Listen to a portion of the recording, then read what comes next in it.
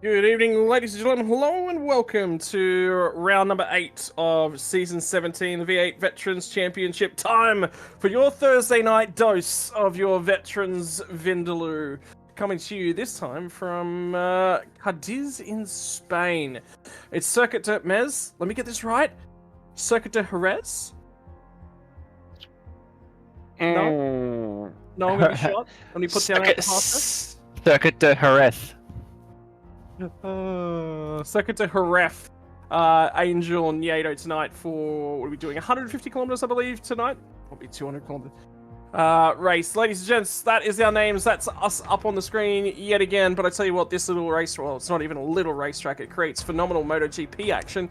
And tonight, it's also going to be bringing us the best in terms of V8 supercar action. Been a fair bit of action over the last couple of weeks in terms of this racetrack. And for good reason. It's quite wide, quite fast, quite flowing, all the way down near the Strait of Gibraltar. There's Jerez in Spain. Beautiful section of the country. A beautiful section of the world as well. It's going to be for nearly 4.5 kilometers, 4.4 kilometers with 13 corners in a clockwise direction here tonight. The last time we were here, which I believe was actually back in Season 15, it was the other layout. Tonight we'll be using the Moto layout, which has a little bit more of a flowing final sector. It doesn't have the chicane in the final sector through turns 11 and 12. That's the only change. Turn 1, very tight, twisty. Turn 2, turn 3, slowest section on the track. Long back straight, and turn 9 is probably one of the most tricky, unassuming corners because it looks easy on the surface, Mez, but it is difficult. Doubles back on itself and doubles back nearly again. Yep, absolutely. And that's where you get to fight a lot of time. That whole back section, sort of from 6 all the way to 10. That's where you could find a whole bunch of time there. That turn 12, that turn 12 kink looks very, very unassuming. You think it's not that sharp of a corner. Wait until you get to it. It's frighteningly sharp, so drivers will have to be aware of that. And then the big hairpin into the final corner. Worth noting as well, we saw this on the weekend with the V8 Scops action. Pit lane entry, be very, very, very careful. If you get it wrong, it'll cost you a whole bunch of time. Either you'll get an unsafe pit entry, or it's very, very easy to get caught speeding into pit lane because it's a very, very short run into the lane. So drivers will have to be well aware of that and hopefully practiced it because it'll catch a few out tonight. And for tonight, we're going to take a little bit of a different approach. Normally, we jump straight to the points feed for Split 1, but tonight, I think it's really, really important to talk about everything up and down the grid. Before we jump into that, we're going to jump across to our race info tab and have a look at a little bit what the strategy is going to look like. 46 lap race is a 200 kilometer race variant towards the tail end of the season. Starting fuel, only 50 liters. A little bit of a shorter fuel tank to start off the race means they're not going to go quite so deep into it. All the way back up to that 100% refuel capacity, 111 liters, and about 3.5 liters a lap is what we're looking to burn. 114 liters to add across the 2 pit stops. Right, the critical stop for the second lap is going to be after lap 15. We get a lap 1 safety car. I expect a few drivers to come on down. That'll shorten, particularly if they're at the tail end of that field. Shortening those pit stops under green flag conditions is incredibly important, Mez. But before we do that, we're going to jump to Split 3 standings, because tonight we're going to be celebrating everything that is V8 Veterans from Split 3 right the way through to Split number 1 and the action that you see on your screen here tonight. This is how the championship standings are after round number 7 from Split number 3. Wayne Shepherd leads the way for the SimRigs Infinity Motorsport. John Van Ree. John is a big, big part of the V8 Veterans community. He sits in second place. Phenomenal couple of results for him there. Matthew Stoyles, Andrew Johnson, Brendan Zatera, Andrew Galley, Ed Fox, Dave Baldock, Jeff Sanford, and Bruce McLeod. And everyone wants to be on Bruce's good books because Bruce is the guy that decides what tracks will be running next season in terms of the official capacity. So if you've got an opportunity to make friends with someone, Mez, that'll be the guy. So for these drivers looking to get promoted to Split number 2, finish in the top 3, they will have to be promoted up to Split 2. If they qualify well enough, it could be from Split 3 all the way back up to Split number 1. Remember, we do best lap time based qualifying performance prior to the season. Split 2, what did that look like at this point thus far in the season? It's going to be Stephen Gretsch who leads the way with 7 points. Count them, 7 points. You need 2 hands to count them, and you won't get all the way to the end of the second hand. Halil Cesar struggled quite a lot over the last couple seasons in Split 1. Managed to be in and around that top 20 sort of marker quite regularly. So that sort of gives you an indication of what you would be like, qualify in 20th or 25th or so place in Split 1. That'd be right at the front end of split number 2. Rick Figure is going to be there also alongside of him. Gary Buckland currently sitting in 4th, and we've got an even tie for 5th place in split number 2 between Dave Arney and Mark Peck. Jason Strange, Mark Horton, Mario Reel, and James Boardman. That is your split 2 points. And to those drivers, we hope that you finish inside the top 3 next season. Come join us back up here in split number 1. It would be good to see you guys again. But it's really, really important, Mez, to celebrate everything that is V8 Veterans in all 3 splits. Yeah, absolutely, and that's the thing. Like, because obviously we broadcast Split 1 when that's happening tonight, but there is broadcast for the other splits as well. So there are multiple splits, and that just shows how big this V8 Veterans competition is. There's 3 splits of drivers, so you know, and they're all talented as well. So yeah, we definitely should not skip over them. And yeah, so some really awesome close battles as well on those point scores too. But we're looking at this one now, the battle for the Split 1 Championship. Talyancic out in front at the moment. Ken Ladder not far behind, but the battle between second and third is very, very, very tight. Darren Lobb has had a massive resurgence, 2 from 2 in the last couple of rounds. So can he go on to make it the three-peat? That'll be good to watch. David Kirby into 4th place. Chad Lewis having a few really good results, popping himself up into P5. Matt Vanderkran, again, just solid finishes coming into 6th. Bruce Tannick, the last round was probably not his best. We're used to seeing him be very consistent, finishing up in that top 5 spot. Drops a few spots down to 7th. Chris Miller up in 8th place. Robbie Griffins picking up a couple of spots as well to bring himself inside the top 10. And Dean Favell, first of the privateers, popping into 10th place. Biggest mover at the moment, Tim Nicol in 18th spot. And the biggest shaker, Darren Crosby, down 13 spots into 25 in the championship. And I think I actually saw a message from Darren Crosby actually earlier today. Yeah, he did. He said, sorry, vets, can't make it tonight. Family commitments. Have a great race, everyone. So Darren Crosby, I think that'll be just about championship hopes of anything towards the top end of the town. Well and truly done and dusted for the season. Reminder, we have 1 drop round on the season as well. When will that get assigned, Maz? Well, it's going to get assigned at the end of round number 9. After next week's race, that is your drop round done. Your worst performance from the first 9 rounds, and then we move into round number 10. Cannot drop your last race. So that'll at least tell us what we're looking at in terms of championship standings as we move into the final round. We're getting quite close now as well to moving towards our grid strategy. So time to have a little bit of a talk about pit lane strategies. What's the strategy looking like tonight, Mez? You've had the calculator out. And the spreadsheet, I think, as well. Yes. During the week, I decided that I'm sick of making a bit of a fool of myself and just roughly calculating the pit stop. So no, we have had the spreadsheet out. We will try and give you a bit more accurate fuel numbers as the pit stops are happening. But yes, we are looking at the fuel strategy at the moment. Fairly simple. Early, you can get with the starting fuel being about 50 litres, you can get your fuel stops over and done with fairly early. Even strategy, as you'd say, get to lap 14, pit, get to lap 30, pit, and then obviously you got your late strategy as well if you can stay out front. Question mark will be over tyres. There's a few people talking up and down pit lane that tyre strategy will be interesting. They saw a bit of tyre deg from Scops over the weekend, and it was fairly severe, especially in the later bit of the race. But as we've seen all season, the even strategy seems to be where everyone sort of lines up for. So we'll see what happens tonight. But yeah, we'll be looking and seeing what the front runners do, especially tonight. One of the keys that we've been keeping half an eye on is how early are they going to come in. Keep your eyes, remember, we've been keeping a close watch on Travis Hunt because he's normally one of the first guys to come into the pit lane, have a crack and get out the other side. So we'll keep half an eye on that one because I get the feeling that's probably going to be the strategy that he's going to look to do once again. Ladies and gents, it's time for the grid for round number 8 in Circuit de Jerez. It is going to be Ken Latta who manages to rattle off that pole position once again. Only 57 thousandths of a second behind him. Blake Delaney will be off alongside of him on the front row. Keep your eyes on that one down to turn number 1. Dave Kirby and Darren Lobb are going to be off of row number 2. And as the South Africans have faded a little bit in terms of the World Cup, so too is Darren Lobb. A little bit further back in the pack. Bruce Tanek didn't have a great round last time out, and John Latham still continuing to find that consistency. We'll see if he can continue to push his way forward throughout the evening. Dan Hall and Chad Lewis, the Logitech G Evolution Racing Team teammates, off on row number 4 from aside each other. Michael Taliancic a little bit deeper in the pack here tonight, probably a little bit less of a qualifying focus, off alongside of Chris Miller. They're 9th and 10th before we step back to Travis Hunt and Chris Blanchard. From what I said, keep your eyes on Travis Hunt to be the first of the pitters. We'll be looking for that fresh air. Jeff Thomas in behind him. They normally go side by side, hand in hand in terms of strategy. Matt van der Kraan had a phenomenal qualifying performance last week, a little bit deeper in the pack this week.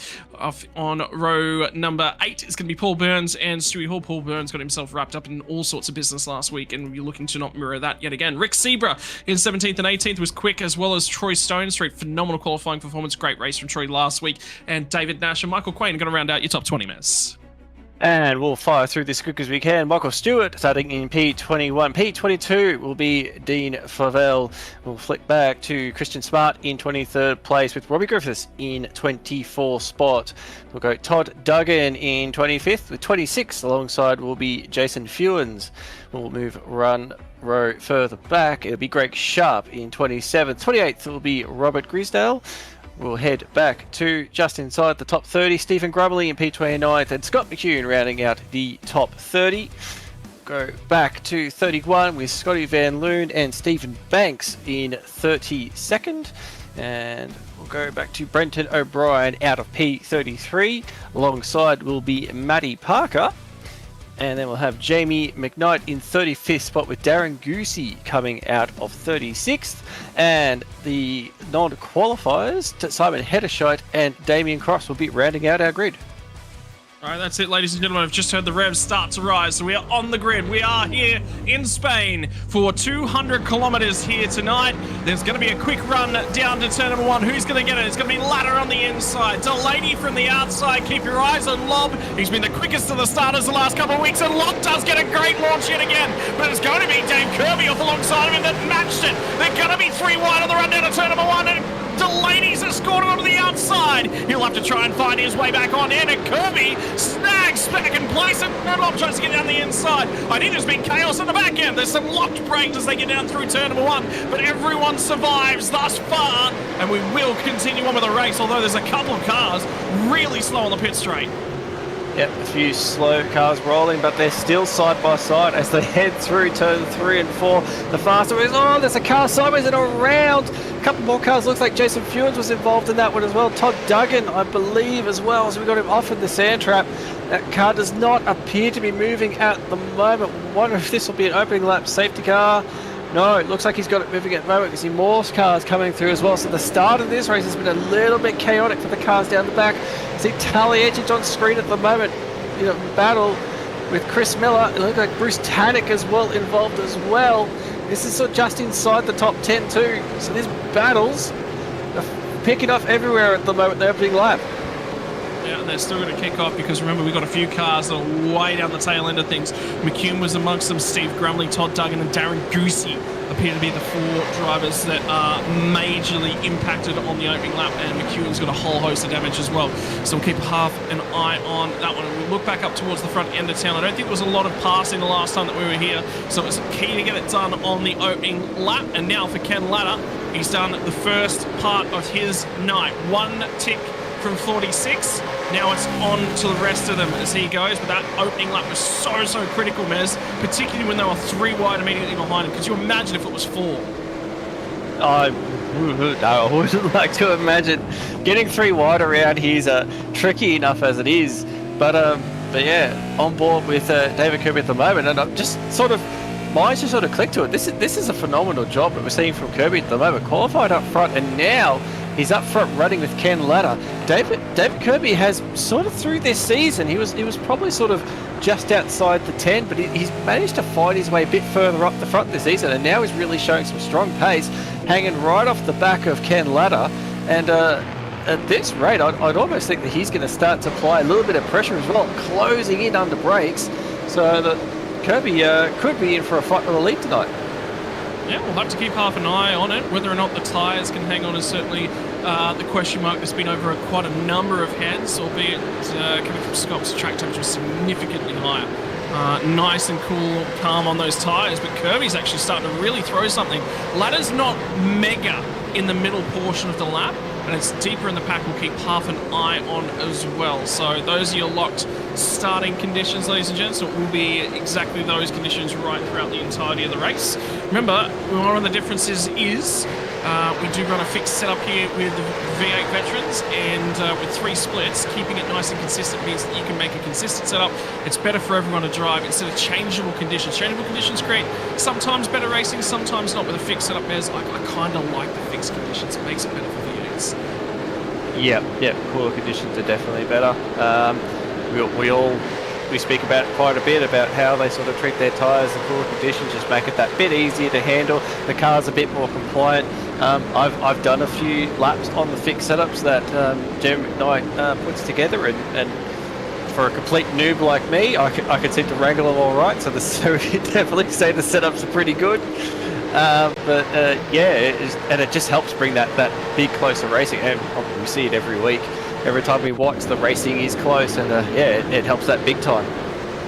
So this will tell the story of Todd Duggan and what happened to him on the opening lap and why he ended up out in the weeds. And was that Grumley? That was Grumley.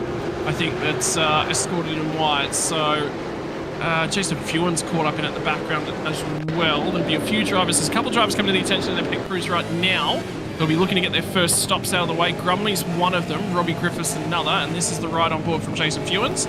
Little bit of a hole that opened up, and that closed very, very quickly again. Yeah, and poor Jason just had nowhere to go in that situation. The rule is typically when you see a car spinning, you try and follow a tail, but when you're that close to the car in front of you, you just can't do it. You can't do it at all.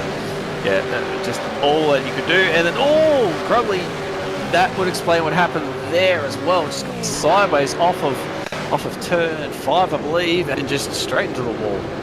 I'll tell you what, him and Heddershot have had a few comings together this season as well, so we'll settle down in quite easily right here. And yeah, there's Grumley out in the background, so there was no contact from Heddershot. I was sitting there and saying, Simon Heddershot, for a guy that can absolutely really well steer a NASCAR, is incredible on an oval track. Very, very easy. Whenever you log into a session, he's one of the guys that you've got to sort of halfway keep in mind immediately. But for a V8 supercar, has not been all his own way. And there's Michael Stewart in the background having some troubles, and Jeff Thomas pitches a break and runs wide. So it was a chaotic opening lap. It's been a while since we had a safety car prior to last week, but that safety car threw the cat amongst the pigeons, and we were just talking about Simon Heddershide and the troubles he's had this season. Add another one to them from Circuit de Jerez. Flick to a replay, see if you can track what's going on. Looks like Jason in the background trying to recover from that opening lap spin, and all on his own, just a little bit too much throttle. And just got sideways coming out of 2, so easy enough to do.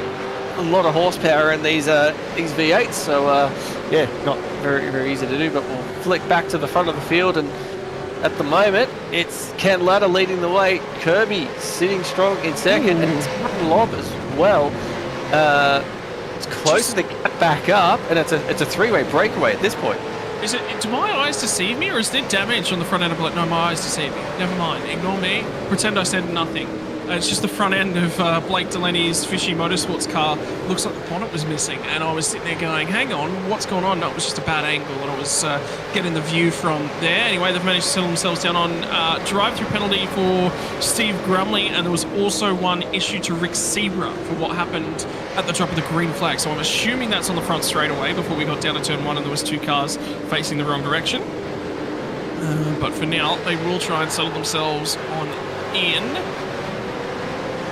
For Ken Latta, he's got clear air mez and aero devices on the front end of these supercars. It was one of the things we talked about, or sort of late on in this generation, was just aero. They were coming closer and closer to a GT3 car, and running in that dirty air is horrible. there'll be a few guys up and down the field be saying, give me that Gen 3 as soon as possible, and this will tell the story of what happened on the starting grid. Oh, Blanchard got a very, very slow getaway there. I think it's Jeff as well with a slow run, and trying to thread the gap there, and oh wow, it really did kick off at the back there. There's 3 or 4 other cars that got involved in that one, but yeah, just it's very tricky on the starts. If you're trying to thread the needle, so we're going to go on board with Chris again. If you're trying to thread the needle when there's cars everywhere, and just Chris would have been able to do anything at all, and just cars trying to find a gap into turn 1. So Chris wouldn't have been able to do anything at all. He'd be focusing on just trying to get the car off the line, and then all of a sudden you've got sort of someone coming across your nose. So it's just you got to be careful, especially on starts, when you're trying to cut through the field like that. Obviously you can keep a lot of spots, but it's very easy to cause an accident like that. Good camera work there from our producer Dan Yeaman, because it's just caught Dan Hall, and I caught the same thing off on the side of my camera. Something major just happened. All out sideways and in a lot of trouble, and he's down in 12th at the moment. It was because Delaney was way out there as well. I did catch the damage to the front end of the car, and for Blake Delaney, that's an uncommon and uncharacteristic mistake. And Mez was talking pre-show, and then was that Chad Vigor as well that had issues going on from that? I think it was. So it's coming down here into the final corner. Gets in deep. Sorry, it's Chad Lewis. My apologies. Gets sideways on the power, and then causes another checkup. And all of a sudden, there is just a huge number of cars crawling all over each other, including going forwards Matt van der Kraan and Michael Taliancic.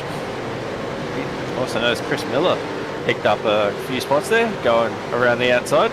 But anyway, he made a benefit of that one. But exciting little bit of corners, and very uncharacteristic for Blake Delaney to make that mistake like that. Just ran a little bit too far wide, and that obviously has been a recent change to iRacing.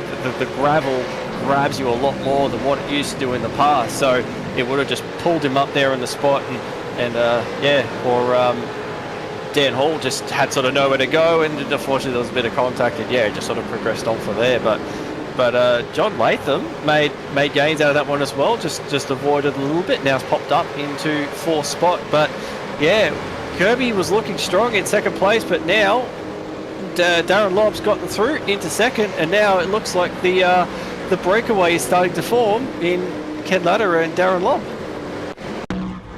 Yeah, and Dan Hall's going to take the opportunity as well to jump to pit lane, and something else has been spotted from the start line incident, which is, I did actually want to have another look at this one, so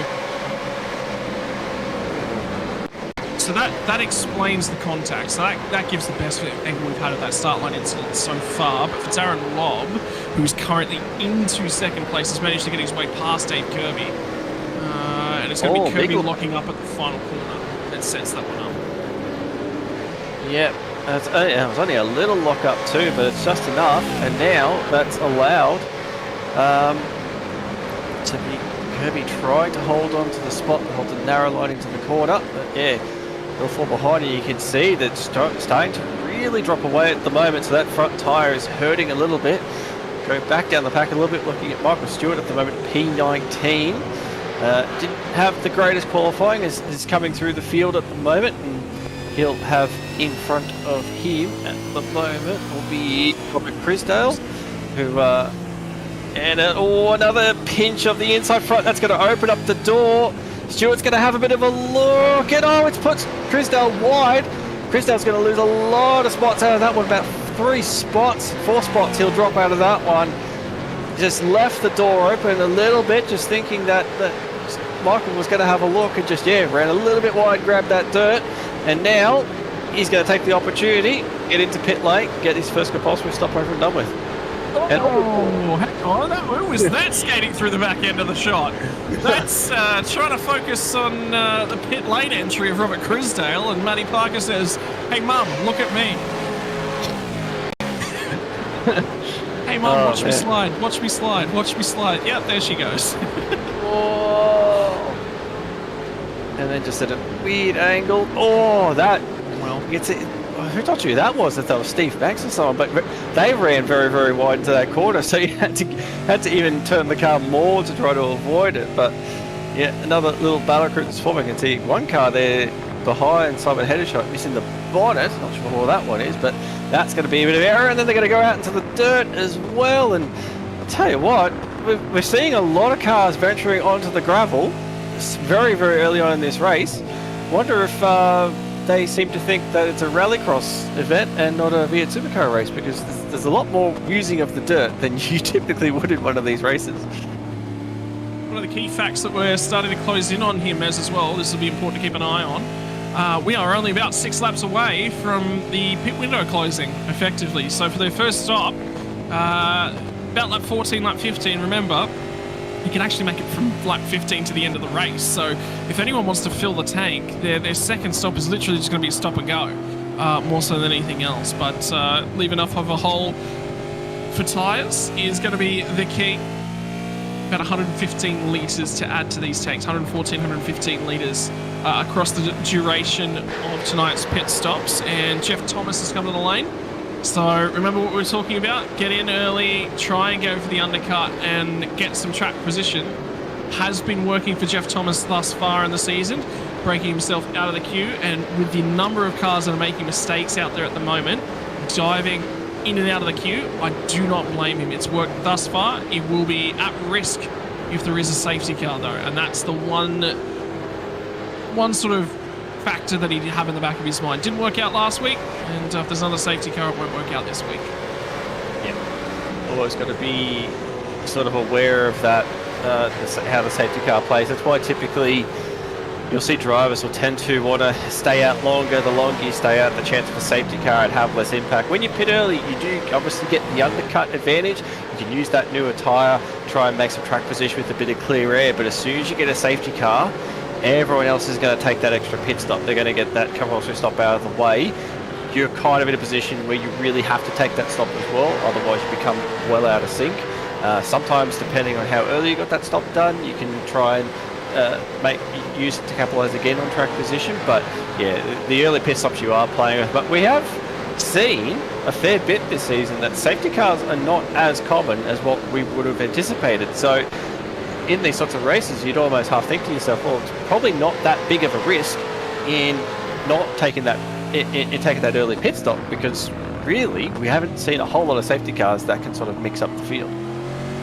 So, you know, something to keep in the back of your mind as he's going for the undercut. Where does he pop out? Where does he start going forwards from? And we'll keep in touch with Travis Hunt throughout. No, sorry, it wasn't Travis Hunt. It was Jeff Thomas. My apologies, his teammate. Has popped back out down in 34th position, so he'll just start to try and go forward.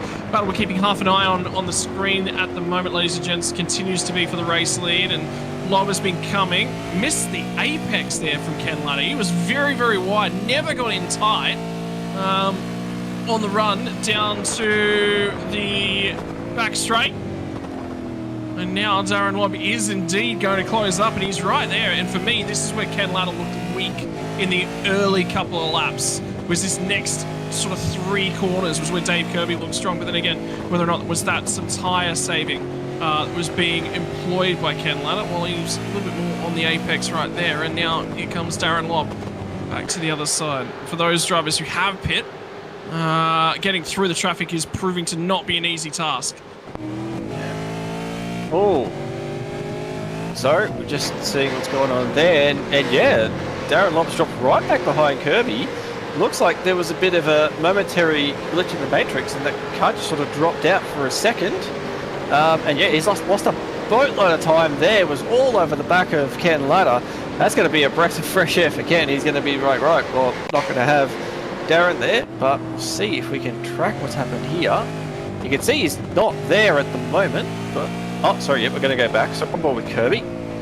And there he goes, disappears. And now you're just thinking, where is... This is a really daunting time too, because if you can't see the car, where they end up reappearing can really be concerning. Because if it reappears right in front of you or around you, sometimes it can trip things up and you might get a bit of contact, or it might sort of balk you a little bit and then you'll make a mistake into the next corner. So if you're behind someone who disappears like that, it can be a little bit nerve-wracking just waiting to see where they pop in. And obviously Darren's popped in behind, so it's not too big of a driver. That's Kirby could just keep his head down and keep going, but can be a very nerve-wracking moment when that happens.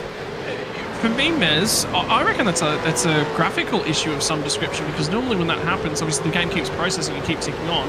If it's an internet connection dropout, you just keep going, and the game will eventually catch back up where you are, and you'll reappear where you are. He's stopped. Effectively, nothing's happened in his sim there for about a second.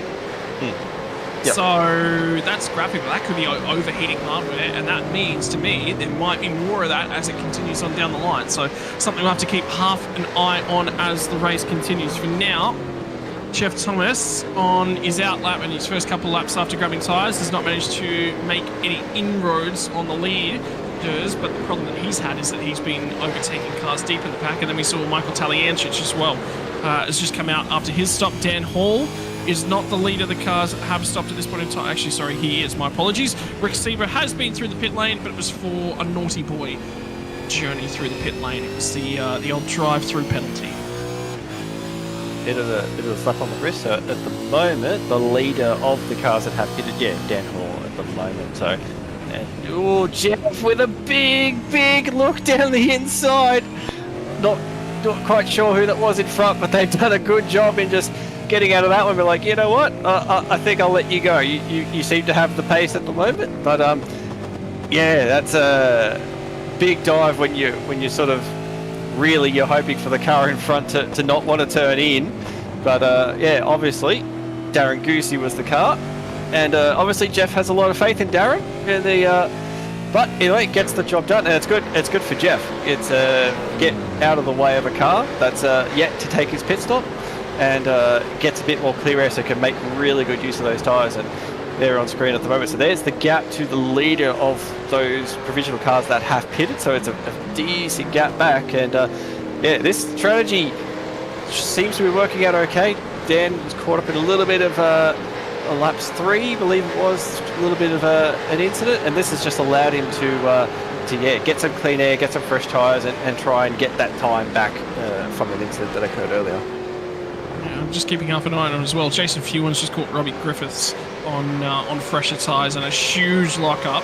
Locked all 4 tyres on the run into the last corner, and those were fresh tyres at the start of the lap. I don't think they're as fresh as they once were for Jason Fewens. And now for Dave Kirby, he's going to come to the lane and hit out of second place. Darren Lobber will be sitting there saying, "Thanks, Curbs. I will take the spot back." We are now on the 13th lap of the race, which means at the end of this one, the end of next one, or probably lap 15, are going to be your 3 final opportunities to get in and out of the pit lane. So it's going to come down to who has played the strategy card. Michael Stewart and David Nash also into the pit lane. And I think Bruce Tannock as well was the other driver. Indeed it was. So those are your 4 drivers that have come to the attention of their pit crews this time by. And now we wait. Who hasn't pitted as of yet? Looks like the last car through is going to be Rick Sebra and Matty Parker are going to be the last 2 cars to come through that have not pitted. And Dave Kirby does rejoin in the lead of the drivers who have pitted, albeit 4.5 seconds up the road now from Dan Hall. So Dan's at least made some ground with this strategy. You don't hate it. Again, we were talking about it pre-show. Undercutting on tracks where it's difficult to pass. You've got to have a crack sometimes. You've got to do something to bring your race back into your own destiny and into your own hands. And for Dan Hall, he's done just that. Yep. And that's that quick thinking that you got to do, that be able to think on your feet and change that strategy. A lot of these guys we've seen, just in some of the interviews we've done, drivers are going through and doing stints and trying to figure out where's the car better. Is it better on cold tyres? Better on full tanks? Is it better on with empty tanks? So they're planning out these strategies. So they'll go into the race with an idea of what they want to do in that race. Something like that happens, and all of a sudden your strategy just goes out the window. They've got to be able to think quick and try and, okay, can I reverse engineer this race now? Can I pit early and try and run longer stints? Is the car going to be able to give me the pace I need to do that? So they've obviously thought out in their head that they'll lose too much time. And Darren Love very sideways out of turn 2. That's definitely not going to look after the rear tyres. But yeah, that's the thing. Just got to be quick on your feet with these sorts, especially 200k races. Be very, very quick on your feet. for those of you who don't know watching along at home, yes, does the fuel have an effect on the car? Absolutely it does. Where the weight is situated in the car is in the rear. It's in the rear end of the car, as you would have seen in real life, watching any of those bits that Larko does. It sits nice and low down over those rear tyres. Ken Ladder's going to rejoin, by the way, just in front of Dave Kirby. So for Dave Kirby to grab that one and get the undercut on Ken Ladder has not worked. And then for Darren Lobb, he's going to continue on down the road. Try and get away. Yes, so yes, fuel will have an effect on the balance of the car, how it turns in. By the way, Miz, here's your little tip. Fixed setup cars. One of the things that you can do if you ever find yourself in NASCAR races and you fill up to the end of the race, say you've got your 35 litres out of a 70 litre tank to get you to the end of the race. Well, what happens is when you take fuel out of a NASCAR, it gets real tight understeering on the ovals. You add more fuel into it, loosens it up, lowers the rear splitter height. Which gives you a little bit more, a little bit less downforce on the rear. It allows the rear to sort of wiggle around a little bit, takes some weight off the front end of the car, and allows the car to turn a little bit better. So there you go. One of the only things that you can necessarily do in a fixed setup series is adjust your brake bias, and the other one, fuel level. Very, very important for the drivers to be thinking about that. One of the things about NASCAR that just sort of took forever to understand what they understand when they mean the car is tight when the car's loose. Obviously, yeah, we all understand it's understeer and oversteer, but to try and comprehend that takes a while. It's also more than it's like it isn't understeer and oversteer at the same time. Like it's close, but there's little bits and pieces extra on it. Yeah. I'll teach you if you find some time. So I've got some talent in those things. If it's anything like your TCR talent, I think it'd be fine. Oh, okay. Get out. Get out. It's all I've got at the moment, so. Oh, hang on. Darren Long has ended up with a speeding penalty or an unsafe pit lane entry penalty, one of the two. And he is stuck there watching everyone else trundle down to the end of pit lane whilst he serves a 40-second hole. And it was going to be, was that 3 races in a row he was on for tonight? Yep, on for the hat trick. And that'll do it.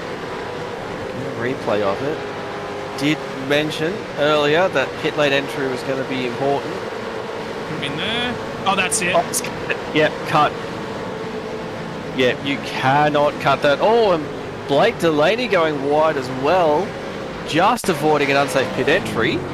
But yeah, 100%. That's the cut is what's done it. You cannot cut that inside. As soon as you do that, bang, you actually get a slowdown from it. So it's kind of like you gain. So you have to stop for that. Oh, yeah, Blake will avoid that one. But yeah, for Lob, that would be classed as cutting the track. So you get a slowdown, and then because you've got into pit lane, when you do it, yeah, clear as day, definitely. Yeah, you get it's a different penalty. You've gained an advantage from entering the cutting pit. The track, yeah. It's the cutting the track, but it's a separate penalty. It's not you've gained an advantage by cutting the track. It's like you've gained. It's a different penalty. It's gained time from pitting. I'm pretty sure it's actually different, but either way, it's still about the same time. It's about a 40-second stop and hold. So yeah, that's just absolutely shot this race for Darren. So yeah, such a simple mistake to make, but just it wasn't by much. There was not much in it at all, unfortunately. Yep, and unfortunately for Darren, you have to have all penalties cleared by the time you cross that line. Is effectively the difference, and have a look at the difference in pit lane time. It's effectively 75 seconds longer he was static for. That's the difference. So I think he might be right. I think it might be, what, minute 20 worth of penalty? Something longer than 40 seconds. It nearly looks double. Yeah, stop time was a minute 40. So yeah, so that was a significant. Because I think from the graphic it looked like it was about 20. I thought it was about like 14 seconds it was up in the air, and then it dropped. So yeah, there's going to be. I need to do a math. We know how bad that is. But yeah, there'd be a substantial penalty in it anyway, unfortunately. Once you've got that penalty, Miz, like, what's the adjustment? Do you then go, okay, well, my best way back into this is we make this last stop literally a splash and dash. We're coming in, you know, not taking. We're going to spend this entire time running out in clear air, or or do you go, okay, well, we're still set on this strategy, we'll just go? Because Darren Lobb's been one of the guys that's been going real late on his pit stops the last couple of weeks. I'd go the opposite direction. Get all the pit stops you can over and done with, which I think they're coming up close. I think actually no, they should be able to. I think pick lap 14. I think we were looking as the cutoff to get home. I'd be looking at that and saying, okay, get the pit stops over and done with. Your CPS is over and done. See Bruce Tannock having a look there on Dan Hall into turn 1, but yeah, you want to get those pit stops just over and done with, because then you don't have to worry about those afterwards. You just sort of race into the end. And then you've really just got to hope for a safety car. The only way that will work is if a safety car does come out and get you back into the field, because at the moment, once it all plays out, he's going to have an additional, like you sort of say, if it was like a minute or so, 40 seconds to a minute in that penalty, he's going to have that on top of everyone else at the time. So yeah, a safety car is really the only way you're going to get back into it, and making sure your CPSs are all over and done with, so then you can use that to gain track position later on.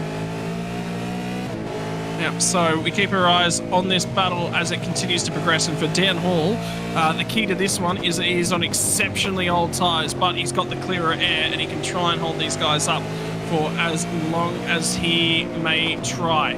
So we'll keep up an eye on this one, because it's relevant to where our podium is potentially going to be in just a few moments. And now have a look at how close they're starting to get, because all of a sudden John Latham has skipped clean and he's now up and cleanly off into 3rd place, and this is the battle for 4th, and Tannock is harassing the rear bumper. Travis Hunt's in there, he's really in and about it, and now he's going to have another look as well. So lap 6 was when Dan Hall came into the pits. That's when he picked up all that damage. Remember, didn't have a choice, had to come in, had to get the fast repair. He's got all that bonus speed back, and now this is the option for him to try and hang on. Tannock is going to harass him yet again. Covers it on the run down to turn number 1. Gets a whack. Bruce Tannock is going to turn him around. And with the maiden turn entry, and it's a huge pile up at turn 1. It's right on the racing line, and they're going to try and clear it.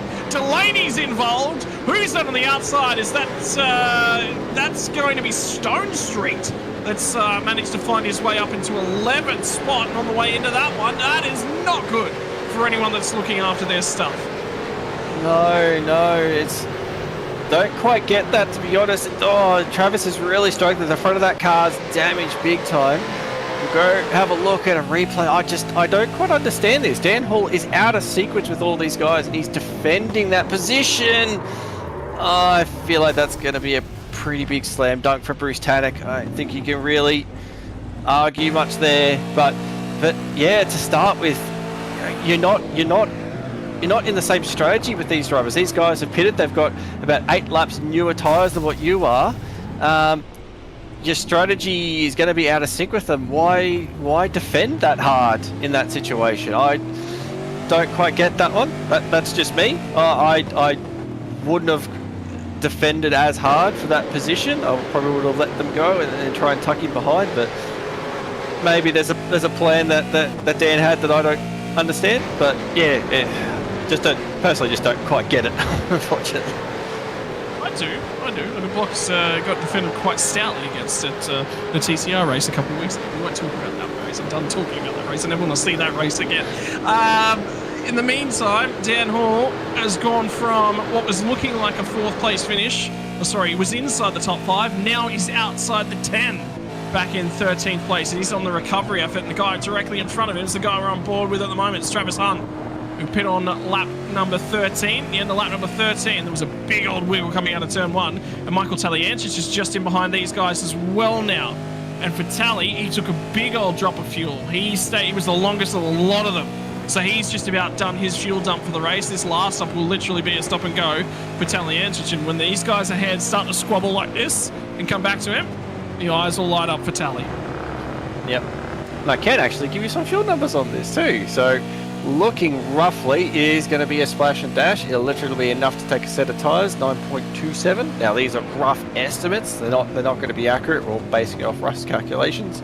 So it'd be about 9.2 seconds that Taliancic need to take compared to, at the moment, Taliancic is around Dan Hall, which we looked at before, who is looking at about a 22-second stop. So you can already see there's about 13 seconds difference in that pit stop time. So this is working out quite well. Taliancic is a little bit back in the field, P14 at the moment, but he should make a fair few of those spots back when it comes to the final pit stop. But at the moment, though... Did I just hear what I thought I just heard was Travis Hunt on the radio saying, hey, Dan, I'm pitting in this lap. I'm getting out of this chain.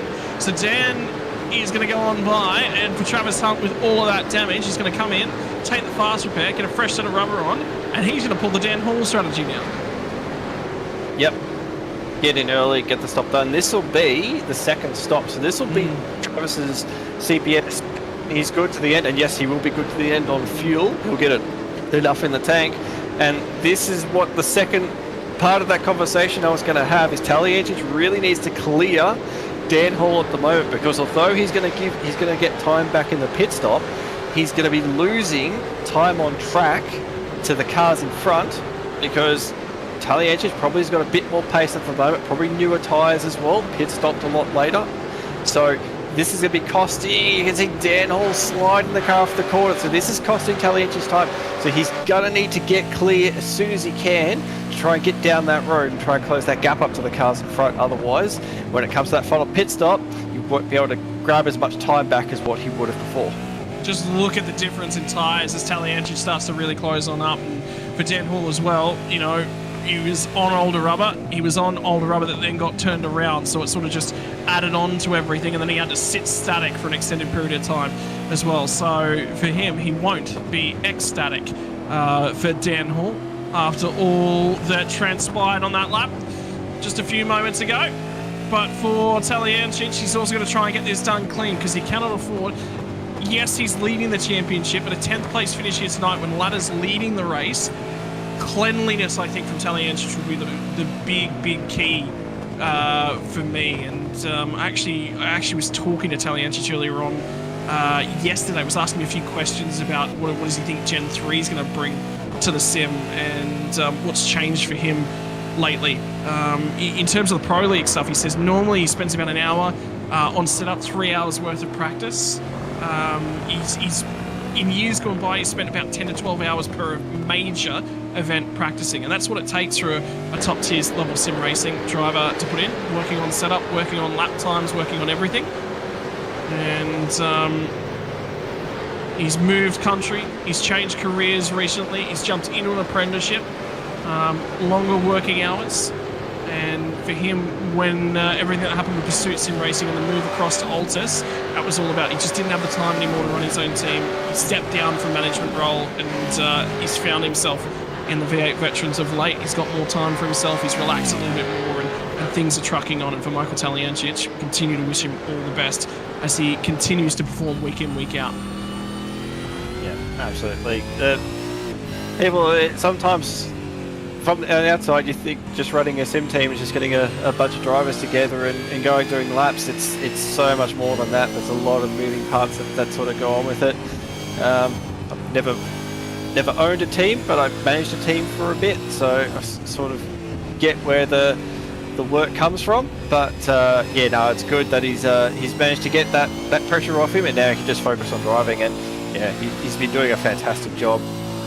This season, leading the championship, the qualifying hasn't sort of gone his way, but yeah, he still races strong and still will get himself back through the field. So on board at the moment with Chris Blanchard heading out of turn 6, heading through 7 and 8, this fast left-hander in turn 8, and you've got to really hug it tight and try and set the car up for this right-hander. As you mentioned, very deceptive. It seems like it's a really wide open corner, but no, it closes up on itself, and then you've got to try and get the car stopped and rotated for there. Again, another corner that's very deceptive. You feel like you can carry more pace through there than what you actually can.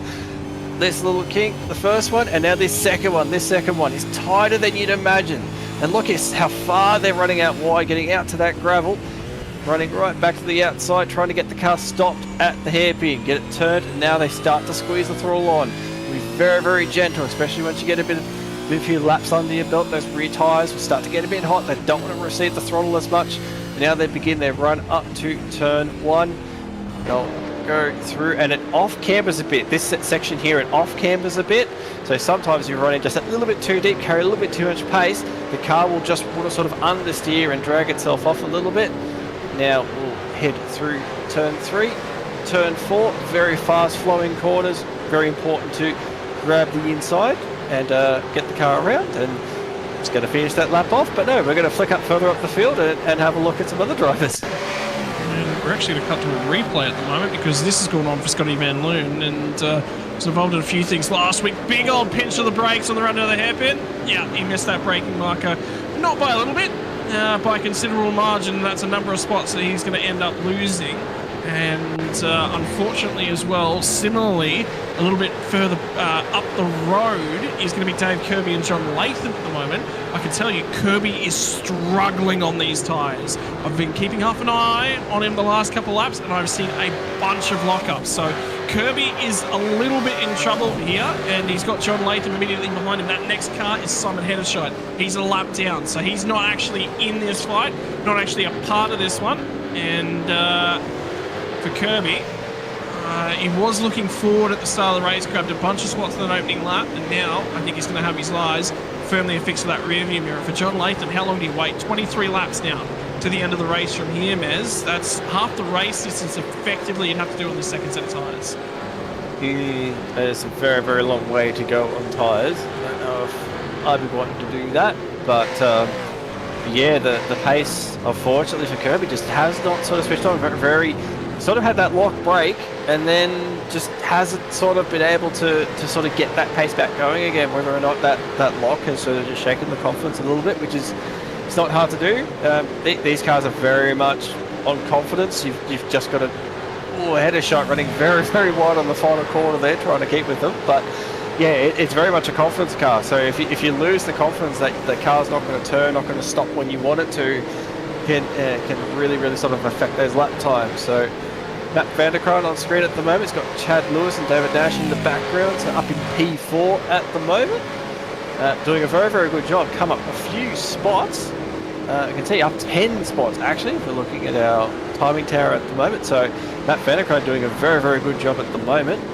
And yeah, there's a fair few cars that have actually made their way up inside the top 10, especially some that started from outside of it. Yeah, and for Matt Vanderkron, plus 10, that's a phenomenal effort. A little bit further back in the pack, we saw him go bowling earlier on in the piece. It was Matty Parker at the final corner. Doesn't matter. He's still plus 14 at the moment, albeit I'm going to say that probably a few drivers in amongst this battle pack. There's a couple drivers who have already taken their second pit stop, so I think that's influenced a little bit. Travis Hunt was one of those, but do my eyes deceive me? Or yeah, Travis Hunt's come back down a pit lane, and you know what? It's a black flag. I wonder whether or not he's got an incident point penalty.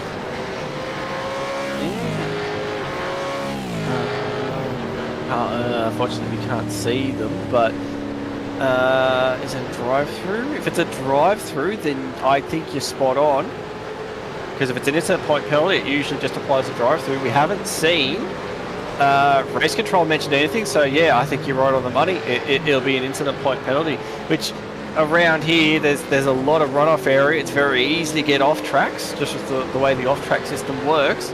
So yeah, unfortunately for Travis, it's just sort of gone bad from worse. Was involved in that incident, just got caught up, wrong place at the wrong time, and yeah, now the iRacing incident counter is cost him again. Yeah, because I was about to say, he's done his job. He's done his 2 compulsory pit stops, so that was 100% not scheduled. Now, he was caught up in the incident with Dan Hall, so there's 4 incident points. I'm sure he's traded paint, cutting his way through the pack. I get the feeling he's traded paint with a couple of other drivers at some point during the piece. You do that twice more, there's 12 incident points. You've got 5 off tracks effectively left over then for the 46 laps, and at the halfway mark, we're 23 in, just the other side of 23 in, and he's already had to transit the lane. And the other problem is that it'll be 15, actually it's a little bit kinder on the second one, 15 incident points now to his next penalty. So he'll still be okay, and he'll still keep on trucking. And unfortunately for Travis, I keep talking him up, I keep getting excited for him to finish well, and it's just not worked. It's a bit like that. That's the thing. There's lots of drivers in this field that show that they've got the pace to run with the guys up front. They've got pace to get really, really good results. But it's just one of those things. It's just stitching that race together and having everything sort of go your way. If you get caught up in those incidents, like I said, not his fault, just wrong place at the wrong time, just sort of flips it on its head. And if you get a few of those, it does become a bit of, you do sort of fall into a little bit of a rut. Been there myself, where it's just you've got really good pace, but you're just wrong place at the wrong time, and then you start questioning things. You know, is it me that's the problem? Am I just not going fast enough? Or am I just, you know, why am I sort of getting involved in this stuff? So yeah, it can be a very, very tough mental game, but yeah, it's just got to remind yourself, well look, the pace is there. I definitely showed that I could run up front with some of the quicker guys. It's just waiting for it to pan out and taking the opportunities when they present themselves. Yeah, unfortunately for Trav, it's not. And then you've also got to have the car mysteriously shutting itself off at Monza and not wanting to refire at all. That also adds a little bit of pain to things, because that one was just not even an unforced error. Everything went right until it didn't. So unfortunately for him, that's going to be just about all there is to write about this one from Jerez. For Travis, he'll continue circulating, but in the meantime, we'll keep half an eye on Dean Flavel's come on of late. He's starting to put a couple of reasonable results together in terms of things. You sit down and you go, oh yeah, but he's fighting for 14th, 15th and 16th at the moment. But then you go, yeah, but it's split one of vets. And this is absolutely more than you and I could do, Mez. This is a phenomenal drive from Dean. Yeah, absolutely. I'd be flat out even qualifying inside the top 30. Probably even struggle to qualify within a tenth of the cars in the back. But the other thing too is that Dean Flavel is 10th in the championship, started off P10, so he's still in around that top 10 group. So yeah, and exactly, I can still sort of remember, starting sort of just inside the top 20 when the season first started, and progressively he's just found his way forward. And that's the thing, that's the confidence. Once you start getting good results, you start moving yourself up in the championship, you get a bit more confident, you start to push a little bit more, and results start to come a little bit more consistent. So yeah, it's just, honestly, you could probably talk about this all night, just how much the mental game affects sim racing, even so much in the real world. Like even my real world racing, going to lose a spot coming. No, we'll go side by side into pit lane. Hopefully they're not close together with pit boxes. Well, the news on the screen as well for Michael Quain, this will be a drive-through penalty that he's serving, so he won't need to turn into the stall. Yeah. So another driver that's fallen foul of the incident point limit. And for Todd Duggan, that's off alongside of him. He's a driver that's fallen foul of the missing bonnet limit, and will come to the attention of his pit lane to receive a new bonnet, Mez. Don't do that. You're gonna shake me more than I usually get shaken up a little bit. So unfortunately for Michael Quain, we'll resurface running down the order for Todd Duggan. He's just entered the lane for the second of his 2 stops here tonight. So we'll see how that one goes for him. Off the jacks, away you go, out of the lane, 26.9 seconds. So that looks like the number to hit for the half and half strategy. And he's going to resurface just in front of our race leader in Ken Lutter. Yep, that seems about right. So Ken Lutter still to do the final stop, final compulsory stop. So it's not going to be too bad for Duggan. He'll be able to go to the end for here. Even if he gets lapped or caught by Ken and gets lapped, it won't matter. Ken still needs to pit, so he'll get that lap back anyway. So he can just concentrate now, get his head down. He'll have a bit of clean air, some fresh tyres, and he can try and make his way through the field. So Ken, at the moment, though, doing a really good job. Got 3.3 seconds back to David Kirby.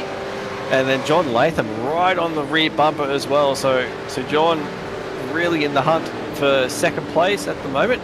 And then, there's a fairly decent gap back. Matt Vanderkrant, 13 seconds behind.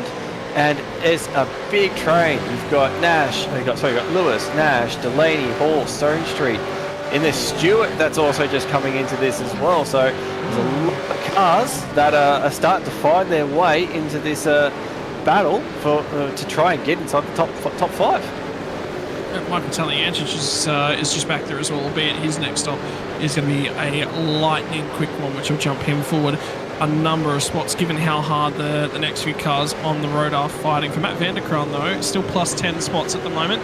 David Nash, how about this for a drive from Nashy? Up 13 spots, his best drive of the season by far. So,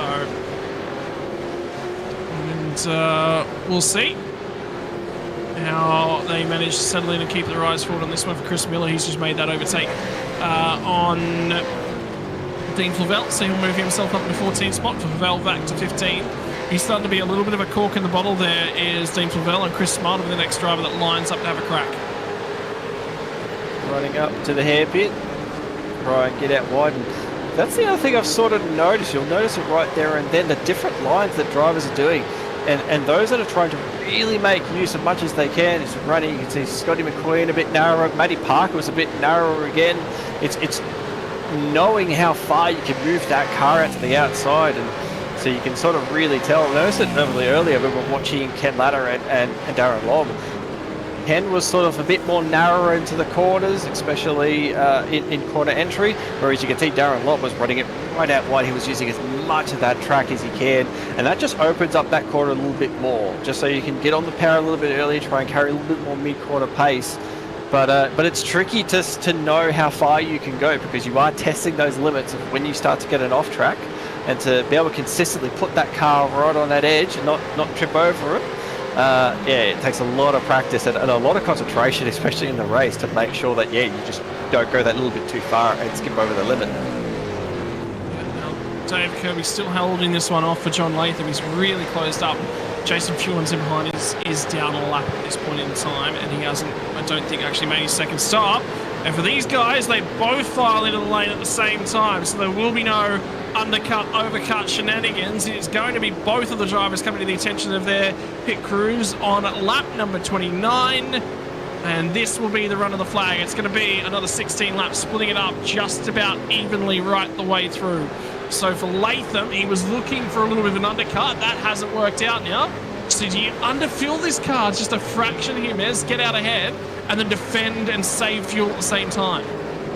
Yeah, looking about 22 seconds is the stop time. Kirby's going to be a little bit less, just based on my rough calculations at the moment. But yeah, John would probably be looking at trying to undercut on fuel a little bit. You can see they're rolling. Here he goes. Here he goes, big time. They're about even in pit box time, but John Latham's going to have the inside as they run up the hill. Latham will take that spot out of pit lane. That is a fantastic job. You don't typically see the race off pit lane, but yeah, relatively same stop time.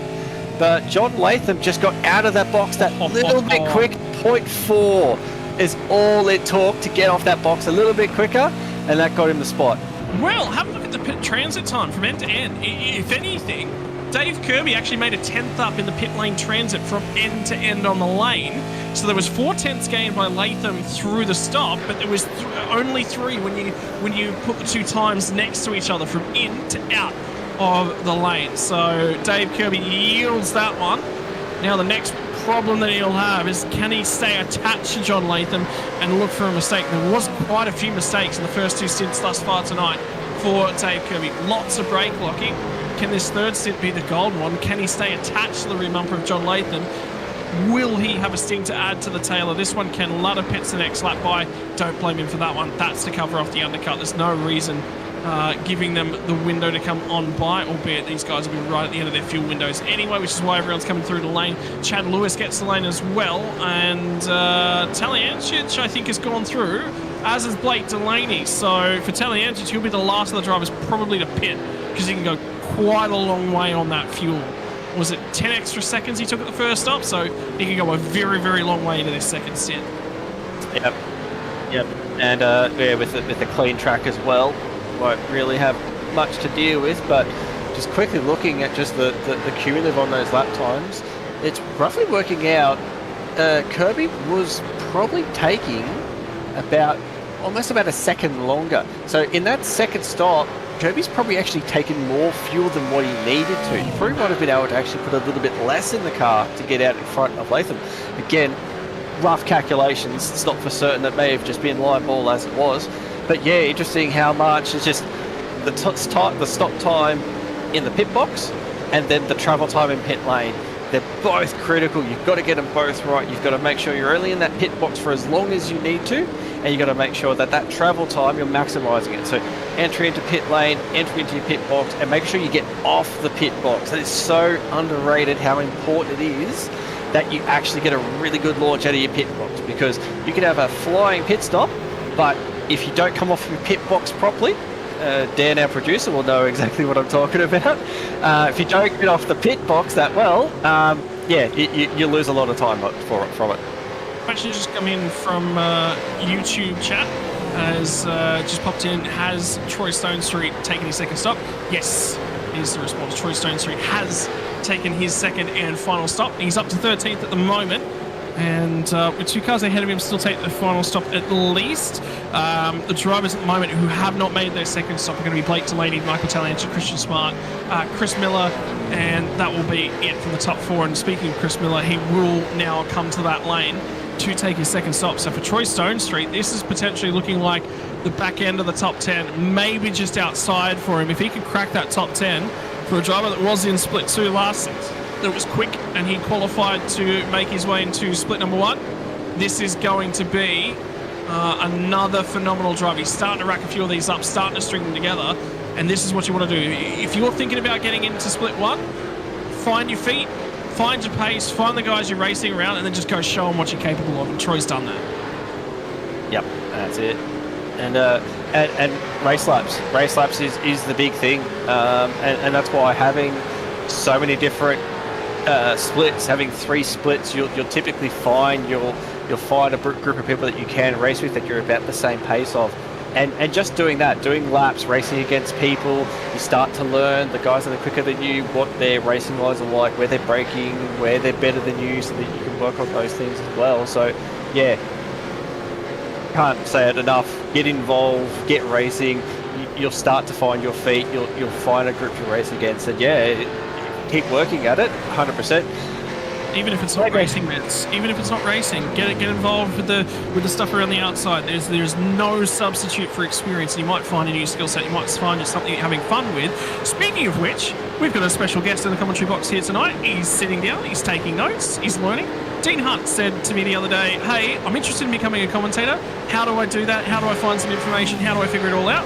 Jumped in the commentary box. He's sitting behind the scenes, just taking notes, watching. So for Dean, we all race in the TCR League. I don't think these 2 other guys have got enough penalties yet, mate. So if I give you $10, does that equate to a 10-second time penalty to both Dan Yeaman and Simon Mazzomo? No? No, we'll see. Okay, never mind. Don't worry. But yes, no matter what you're doing around sim racing, get out there, have some experience, have some fun, do something different. And for one of the other things Dean actually said was, he said to me, "I've never done any race control. I think I might try it for this next season."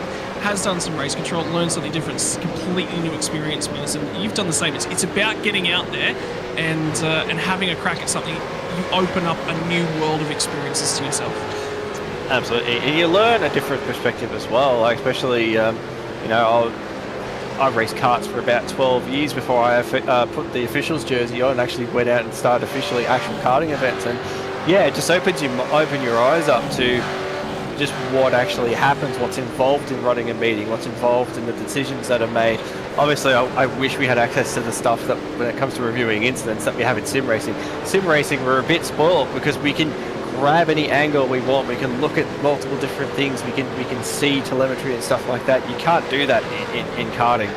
So it's very, very hard. You've really just got to trust your judgment and what you saw. So, but you do learn things, and even in my sort of time doing officiating in other sim leagues, you learn a few tricks. You see what people do. You see the passing opportunities. You start to learn things that happen on track that you start to pick up and say, that situation happened because of this. When you find yourself in that situation, you can start to think to yourself, hang on, calm down, back out a little bit, because I can see where this is going to go.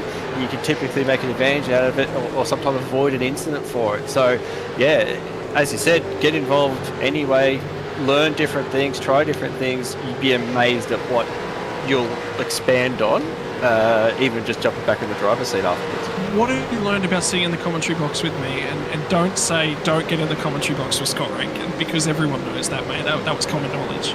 Yeah, well, that was my first comment when you mentioned that Dean was going to hop in with us. I was like, pick the worst two people to try and get notes on how to commentate from. I've got no idea what I'm doing, but no, I coming up here and doing this, I did it for a little bit and sort of decided to step away, focus a bit more on my racing. But yeah, coming back and doing it again, I guess it's just learning a bit more drivers that are out there and actually getting to know who's out there, who's doing what, seeing what other drivers are doing in other leagues, like even commenting on this, for example. Sorry, got my producer in my ear. Oh, big no. We've actually lost our race, well, what was effective race leader at this point in time. Something's happened to Ken Latta. He's gone missing. And at this stage, Darren Lobb has had an issue. Ken Latta's now had an issue. Does this make John Latham our effective race leader, and is Dave Kirby second? Ken's gone. That's it. Ken's dropped from the session. That's our provisional leader. That's a DC dropped. Oh no, and yes, you're 100% correct. That makes our effective race leader at the moment will definitely be John Latham. And from a driver who started 6th on the grid, mind you, he's up in a 3rd at the moment, so he's only +3. But this is going to very, very quickly become +5, albeit Dave Kirby's still got something to say about it. Kirby has come back at it, and this now becomes, instead of being distant for second, it now becomes the race lead. Kirby was a little bit wide on the entry there now, but he was starting to close up. You'll get a little bit of a tow down the back straight. The next car on the load is Darren Goosey, who is now a lap down. Chris Smart's only 4 seconds up the road as well, and he's still yet to make his final stop. Michael Taliangic hasn't made his final stop either yet. So we're not done here, boys. There's still some hullabaloo to happen yet. And the V8 Veterans Vindaloo has yet another spice added. Yep. And also, as well, effective 3rd place, Chad Lewis as well. So that's another thing too. That's shaken up this grid. He's in a battle with Blake Delaney at the moment. So this will be the effective battle for the podium. So there's going to be 2 big battles. We can actually see Mike Vanderkraan in the background as well. So he's still poking around this as well. Yeah. So this is going to turn out. We're lap 35, so we're going to just click over to about 10 to go. We're going to have a battle for the lead as well as a battle for the final spot on the podium. And John Latham's just been let by Darren Goosey. So Goosey got way out of the way. And that was Ken Latta that just rejoined in behind them. So he's got back in the server. And that is Ken Latta rejoining the circuit in behind our race leaders. Oh, no. And 1 lap down. 2 laps down. I think it'll be 2. No, it will only be 1. It will only be 1 lap. Oh, he's done well. Yeah, he's got that back in quick. So this is going to be crushing for him at the moment. That he had a substantial lead as well. Wasn't really going to be challenged, and unfortunately, we equate it to what it happens in the real world. Just a tyre that just decided to go flat. A mechanical issue that happened in the real world. This is the equivalent to what we have in sim racing. A slight connection issue has just forced a dropout, and Ken Latta's now fighting himself down the back, but the battle for 3rd, we were looking at this thinking this could kick off, and it definitely has. Chad Lewis, yes, he's going to have to defend hard. Blake Delaney going for a look up the inside as well. You can see just in the background, Matt Vanderkraan as well, having a bit of a look at this. He'd been looking at saying, come on boys, battle a little bit harder. I want to try and get a bit closer to this battle. But Blake Delaney's got a lot of pace at the moment, especially under brakes. He's closing right up on that rear bumper as they'll run down through turn 11 towards 212. Michael Taliangic has just come to the pit lane, and remember, Blake Delaney was in and around Taliangic. He's pitted.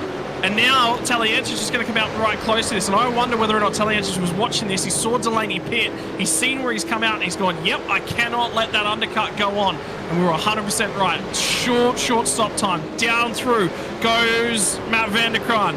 It'll be Funky Miller's gone by. David Nash is to his inside now, and he's going to rejoin in 8th spot for Michael Taliancic, and now he's going to have David Nash just in front of him. 6 laps difference in terms of tyres. And for Michael Taliancic, who was just cruising through the field, now opportunity presents itself on a night where Ken Latta thought, all of a sudden, I'm going to have a sting in this tail of this championship. I'm going to have a go at this one. Tally's not in the points. He's not having a great night. He's fallen off the tail, and now it's Tally's championship to lose. Yeah, that's where my next train of thought went. That's huge. That has, pardon the pun, championship implications. That's not a pun. Yeah, that's not. Well, you know what I mean. Anyway, moving on. Just killed it for me, but anyway. But yeah, that's obviously flipped the script completely. Because got to remember, this is round 8. We've got one more round for drop rounds to get calculated, and then we move into the final round, where there's no drop points. So this is going to help massively for Taliancic shore up that lead. Ken Latta would have really wanted to have banked a good result here to try and close those championship points up, so he can try and have a go at it in the final round. This is just really going to put it well out of Ken Latta's reach at the moment. So we'll see how the drop round, because like I said, we're going to wait and see how the drop points play out, whether or not it closes it up a lot more. This will obviously be a drop round for Ken, not scoring that many points. But yeah, we'll have to wait and see how that championship picture plays out. Michael Stewart's got a drive-through penalty as well. No, lads. There's a number of them coming through tonight. There's still 8 laps left in this thing. If anyone's fighting for a position, all of a sudden I'm playing park the bus, and you know why? It's because black flags for drive-throughs for incident points could decide this thing. John Latham, Dave Kirby, they've been, well, for Kirby, he's locked a lot of brakes. He's missed apexes on the inside, so inside off tracks, not necessarily going to be his biggest problem. It's the ones on the outside that'll be worrying him. This fight now, and for Blake Delaney, he has got 7 lap fresh, so he's got 4 laps, fresher tyres on this one. It was Taliancic who had 7 lap fresher tyres. So there is a tyre advantage. He did want to run deep into this race, and he's had a big old wiggle. And for Ken Latta, I think it's difficult, isn't it? You got to sort of bite your tongue, and you can't really do too much because this was your race to win, and now you're sitting behind the race winners, or who is going to be the race winners. It's not decided yet. Anything can happen from here, Miz. Yeah, that's what makes it so difficult, because you really can't get involved. You've just got to sit there and watch. If you get involved and try and get your lap back, you don't know how it's going to play. He's entitled, if he's got the pace, he's entitled to get his lap back. But yeah, it's just it'd be hard going through your head trying to think what you want to do. That car that just pulled off to the left-hand side, Mez, another drive-through penalty for Stephen Banks. So they're all starting to come in, and you have a look up and down, and you all of a sudden go, this isn't decided. Mez, this is so important. This is, I would effectively say, this is race management. Incident point penalties. You've got to talk to yourself as a driver. How do you go, all right, well, I'm on 15 incident points, 2 more points, that's a penalty. I've got 1 to play with. How do you get yourself through that? Very difficult. You've really just got to pay close attention to what you're doing. What you'll probably start to do is bring your braking points back a little bit. So when you can sort of say you can brake at 100-meter board, you've got to bring that back a little bit, try and brake a little bit before, because you can't lean on the car as much. You can't push the car as hard, because if you push it a little bit too hard and make a mistake and you go across, well, bang, there's an off track, there's a penalty. So you've really got to sort of back the car off, back yourself up a little bit, make sure you drive within your limits. But if you're in a battle for a position like we're seeing at the moment on track, if you're battling for a position and you've only got just the barest of margins and incident points, you really open yourself up for attack as well. So it's very difficult to find that balance, try and keep the gap with the car behind. And you obviously don't want to back them up too much, because if you do that and cause contact, again, that's also going to cause you to have a drive through as well with incident points. So it's quite difficult to strike that balance. and it's not fun. I've been there a few times, and it's just not fun trying to drive within yourself. So let's take an example out of this. Let's say if you're Dean Flavel, and for those of you who are watching along at home and don't know what the flaming heck an incident point is, they're effectively, in air quotes, off-track limits, and they also account for a couple of other different little bits and pieces. And if you're running hard up against those limits, all of a sudden, let's say you're in 14th here for Dean Flavel, there is a country margin. There is just space behind you. If you've got 1x to an incident point, you just lift and just go, Chris, here's the place. 15th place is better than 30th. I'll take that. Yep, exactly. But in a situation we're seeing at the moment where battling for 14th spot, you got 1 second to the car behind, or less than a second to the car behind you. You've got to try and do that, but also defend the position at the same time. So you've got to do two things at once. You can't just back off and relax. You've got to be aware of the car behind you and make sure that you're not creating opportunities for them to get past. So we're going to have to go back up front. Sorry to cut you off, Mez, because Blake Delaney right now is harassing the rear bumper of Chad Lewis. There is nearly some music being chapped out on this one. Down to the inside. They're down into turn number 8 here. The left-handed will come back to the right for turn 9. And Lewis is struggling on these tyres, but at the moment, he's doing all he needs to. But Delaney's still behind him. For Chad Lewis, this could be a podium. It's in the offing. We've only got another 7 laps left to go. And the other one that Dan Yeaman just showed us, our producer earlier on, is have a look at the battle for the race win as well. Dave Kirby has been inside that half-second margin to the race lead for just about the entirety of this stint. Ever since Ladder disappeared out of the server, he's been in and around it. He's been looking to try and score points, and he's still there. He's still in with a shout. And what's this for Chris Miller? Watching on replay, heading up towards turn 9, and pinches the inside front. That's going to take a spot away, and that allows Chris Miller to come through. I would like to quickly mention as well, as we go back to live pictures, this battle behind, look who's right behind, Mike Taliancic. He's found himself right at the back of this queue. Going back on previous laps, Taliancic has been sitting low 39s. He's been almost a second faster than that lead group. So Taliancic is putting in some massive lap times at the moment. He's going to be all over the Van der Kran.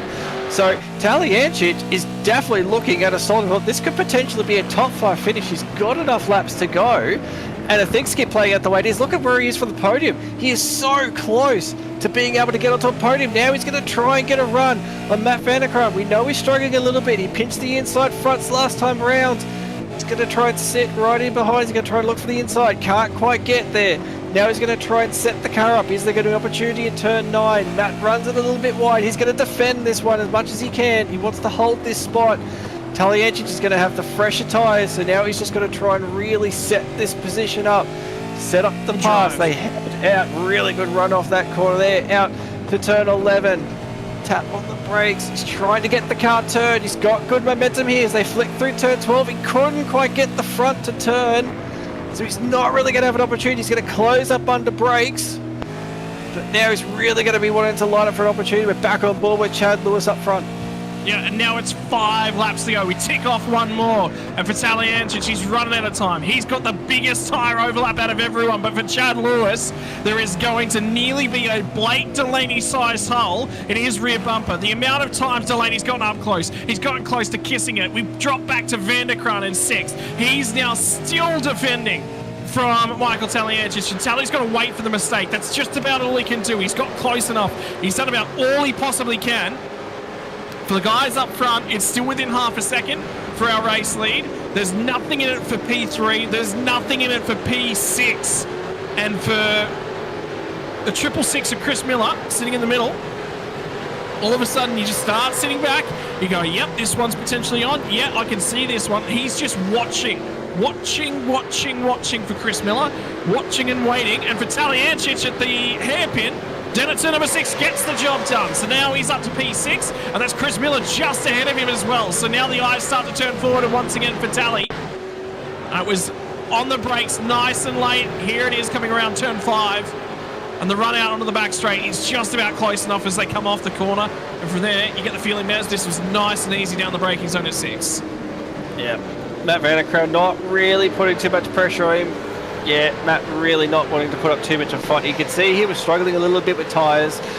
Yeah, probably just in the back of him, I was like, you know what? I don't think I can fight this one. I'll just let Tally go and watch him chase after the cars in front. Chad Lewis at the moment, he's managed to push a little bit of a gap out as well. So this battle for third is looking more in Chad Lewis's favour.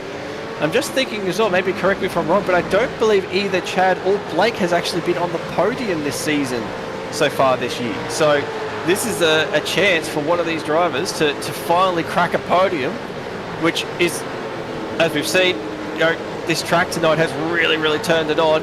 To get a podium here would be a really good tip of the cap for a lot of drivers tonight.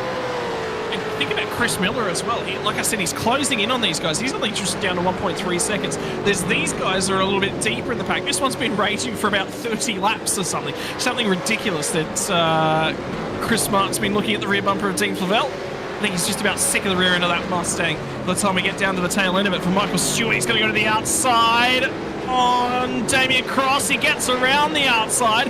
He's still going to hang it out. And ladies and gentlemen, the vets turn it on each and every week, and Michael Stewart turns it on at turn 1 and gets the job done. So he's going to snick 20th spot away, recovering after that drive-through penalty. Done a reasonable job, but for Michael Stewart, when there's been podiums on the offing, unfortunately, again, it's been a lack of consistency. He's had some great drives, some phenomenal drives, Mez, just not every week, and that's the killing factor for him. Yeah, and this battle lead at the moment. Kirby has really turned this on. I wonder if he's just been sitting here, biding his time, just waiting for the opportunity to strike, because he's really switched on these last couple of laps. The gap was starting to push out a little bit. We'll start to see Latham gain a little bit of space in between, but it's closed back up again. And David Kirby has been looking very threatening in these last lap or two. So this battle for the lead, I was kind of half thinking that Latham will hold on to it. I don't think that's going to happen. Kirby is going to push him hard towards the end. And Chad Lewis, you can see, very narrow off of turn 1. He is really struggling with the rear of this car. He is having to slow it up hard to try and get it rotated and turned off the corner. Try and slow up Blake Delaney as much as he can, because Blake's got the pace at the moment. I reckon if he can get close enough, a little bit of a slide through turn 4 as well. So that's going to put the gap up a little bit. But I think if Blake Delaney can get close enough, there's definitely opportunity. He's got the brake performance. He's probably got a bit better tyre life in the car as well. This battle for third, this is going to go right down to the wire. Delaney's definitely within a shot of getting this podium off Chad Lewis. What do you reckon, Mez? I think they've added a few extra teaspoons of curry to the mix this week. Maybe a dash of chili. Maybe just a little bit of anything. There's something going on in the water when we come to Circuit at Jerez. It's been a phenomenal night this season. It was a phenomenal night last season when we were here as well. For Dave Kirby, could you imagine what a race win in Split 1 events will mean to him? Everyone will sit on the sideline and go, yeah, look, Darren Lobb had a penalty. Ken Ladder dropped out of the server. Yeah, but at the same time, when that happens, you've still got to be in with a shout. He forces Latham to cover him. Latham pitches a break. Latham nearly gets a centre punch from Dave Kirby. They'll cross the start-finish line. There's 2 laps left to go. There's about 9 kilometres worth of racing, ladies and gentlemen, to the end of this race. And for Dave Kirby, he's coming. He's got the tyres. And I get the feeling whether or not John Latham short pitted that stop to get the track advantage. Will Kirby be regretting that? Will he be thinking maybe there was 2 extra litres I didn't need to add to this thing? Did John Latham under fuel? Because if he has, and on these final couple of laps there's a cough in that engine, Kirby is going to be right on him and right past. He's closer again as they come down to turn number 5 this time. And now we're down to about 7 kilometres left of racetrack left to go for tonight's race. Drive on the mid-corner for John Latham is huge, and for Chad Lewis, he's out. He's not going to finish on the podium. He's fallen to 6th place. He's behind a scattering of cars. Blake Delaney is into 3rd. Now Chris Miller is on his tail. Could Chris Miller end up on the podium out of this one? Could Taliencic end up with a podium, Mez? It's going wild. It's going berserk in Spain. Yep. I think we've got a Jerez-sized teaspoon of Vindaloo that's been added, because holy smoke, it is kicked off hardcore in this last few laps. Kirby is just all over the back. It just feels like maybe Kirby's running the car a little bit too deep into the corner. You can see he's closing up under brakes, but he's just not getting the car off the corner. Latham's just getting that car off the corner a bit better. Just keeps pushing that gap out a little bit. Means Kirby can't quite have a look, but Kirby's been really strong, and he's just a little bit too much into the grass. That's opened the gap up again. That is not what Kirby's going to be wanting. He's not going to be wanting to be all over the back of John Latham. We'll flick back to the battle for third. Nope, we'll go for a quick replay. So this is what happened between Chad Lewis and Blake Delaney. That's turn 1.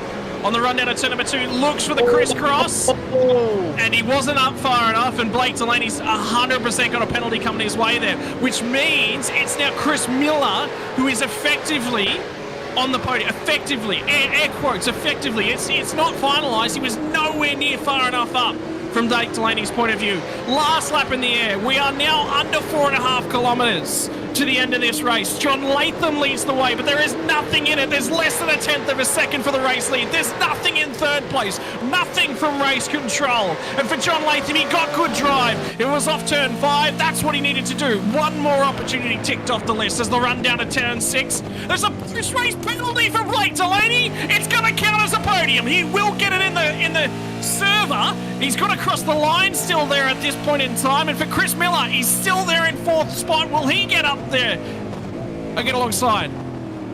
Oh, Taliancic's looking threatening. He's good. Almost just centre punch the rear of the car. There's going to be a bit of Morse code, but Chris has done well. He's got the car squared off the corner. So this is huge. We jokingly said I wasn't so sure if Tally was going to get there, but no, he has. He is fighting hard to get onto the podium. This is not over and done with. This is probably going to be Chris Miller is going to defend like there is no tomorrow. Defend like a lion. Channel a bit of Alonso. The battle for the lead though. Kirby's going deep around the outside. He's not going to get there.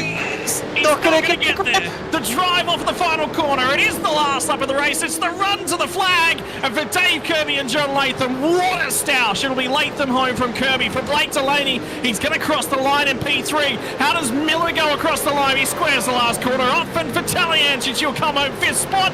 No, it's going to be swapped at the line. And we'll be speaking to Chris Miller post-race because that is a podium for the 666 entry. It's been a while for Chris Miller since he's put together a nice race finish. You got a feel for Chad Lewis. You get the feeling he went with the undercut. He didn't have the tyres on underneath him. He drove a phenomenal race. For Troy Stonestreet, he'll get home in 9th. Managed to snag away that top 10 finish. And for Scott McCune, from the rear end of the field, from a horrible lap 1, he was often in the weeds. He didn't make it to turn 1 before he was at the tail end of the field. He gets 16th out of all of that. That's even more spots gained than the 14 that was on the screen.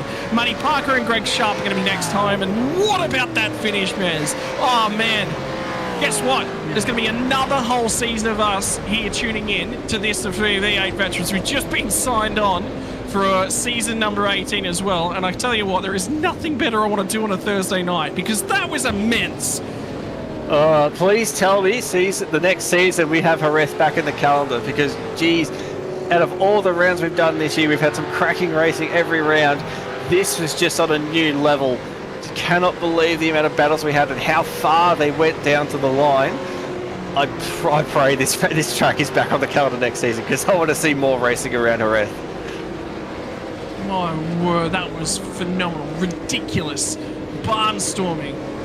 For the ERT teammates at the tail end of the field, for Dan Hall, for Brenton O'Brien, it's going to be 30th and 31st, so they'll get across at least in a bit of a formation finish for those guys. They will cross the finish line.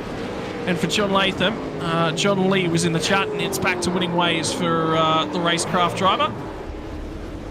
And always out, always supporting his crew. And I tell you what, the sponsors, ladies and gents, on behalf of Logitech G, Parramatta Isuzu Ute, Nova Sim Sports and Player One Sim Gear, boy, those guys get their money's worth because I get my money's worth. I get to sit here and commentate on that. Oh, my word. Mental from the drop of the flag on lap 1 before we made it to turn 1 and on the last lap of the race as well. John Latham home for the win. Dave Kirby, Chris Miller, your podium. Blake Delaney in 4th. Michael Taliancic 5th. Chad Lewis will be ruining things. Nearly got there for 3rd. Will finish in 6th. Matt Vanderkraan pinched a break late on, drifted back to 7th. David Nash finishes in the side, the top 10. Phenomenal finish from him. Troy Stonestreet, we talked about the consistency last week and this week's been great in terms of strategy. Now he's had the race pace to do it as well. And Stewie Hall rounds out the top 10. Mez, I'm out of breath. You take the rest of them. They'll flick over. Jeff Thomas will come home in P11. Bruce Tannock home in 12th spot. Paul Burns up into 13th spot. Christian Smart, good drive through the field to come home in 14th. Dean Favell dropped back, unfortunately, starting inside the top 10, but will still finish with the top 15. Scott McCune, solid drive through the field as well. Robert Crisdale home in 17th spot. Matty Parker in 18th. Greg Sharp, P19, and Michael Stewart will round out the top 10, and we'll flick over to the next page. And 21st will be Damien Cross. Robbie Griffiths in P22 with Todd Duggan coming home in P23. Travis Hunt, what could have been, was battling up front, but wrong place, wrong time, will come home in 24th spot. Scotty Van Loon in P25. Chris Blanchard coming back in for P26. Darren Lobb, could it have been the three-peat? Could we have seen it go 3 in a row?